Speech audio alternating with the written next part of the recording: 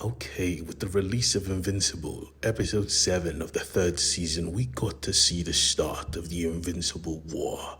And oh my god, we need to talk about it.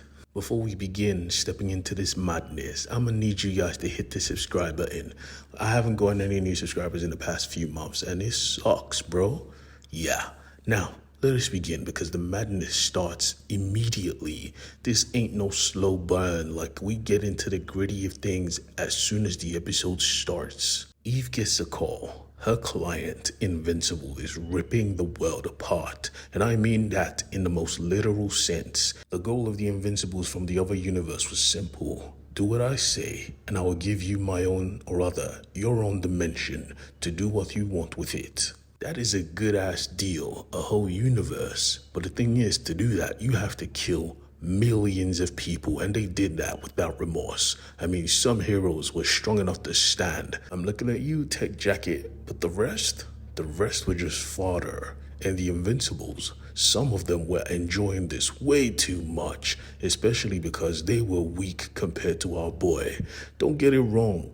They're still Viltrumites. They could still put up a fight against regular heroes, but Invincible had them on lock. It didn't help, however, that most of the heroes saw just another Invincible flying and they tried to take him down. Regardless though, the heroes were about to suffer. And I mean suffer. Most of all was Shrink Ray. Jesus Christ. It was a real nice touch, making Rex more human, making us care for him, giving him a potential way out of this disgusting life.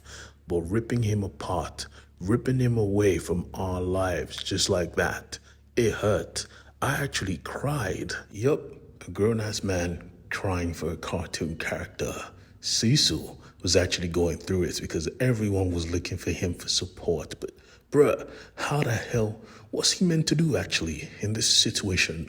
What exactly is he meant to do? It also didn't help that all of his demented ass went to go do superhero shit only to meet a twisted Invincible that did not give a damn if he was his brother.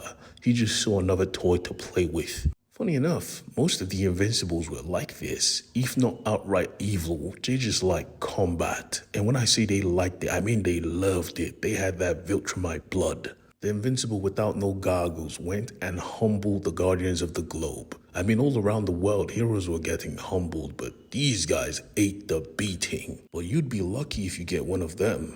Don't get one of the freaky bunch that just here for blood. Those guys you need to be scared of. At least the fighters, if you put up a good fight, they may be cool with you. But these guys were here to destroy. And boy, were they good at what they did. When they finished, they actually basked in their mayhem. They stood and watched like, yeah, I did this. I'm proud of what I did. The one who pissed me off the most was the Omni-Man dressed Invincible. That guy needs to be dead. But still, the world suffered. The heroes suffered. Tech Jacket was cool. I mean, he handled Viltrumite Mark in space and decided, hey, let me go back to Earth and see what's going on. Not knowing Earth was a mess. I mean, some people enjoyed this. I mean, this was Christmas for Powerplex, but Invincible himself, he was getting beat down by two of himself. That was crazy, dog. I mean, it didn't help that Eve was there distracting my boy, because honestly, I feel he could have taken both of them at the same time. But I digress. We suffered in this series. We got to see Invincible, our hero, suffer. We got to see versions of him that were absolutely crazy, bloodthirsty, murderous. I mean, one of them was here to save his mom. But did he actually think his mom would be proud after he killed millions of people just to save her? Ridiculous. Some of them were just here for the blood. Most of them were just here to conquer.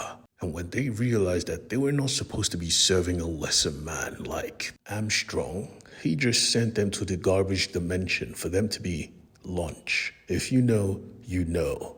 Leaving Earth in disarray. Invincible was on his ass real quick. I mean, props to the animation team. This season has been ass so far, but this episode, the animation was not that bad, to be honest. I know some people will hate, but I don't. And spoiler alert, that ending with conquest coming forth.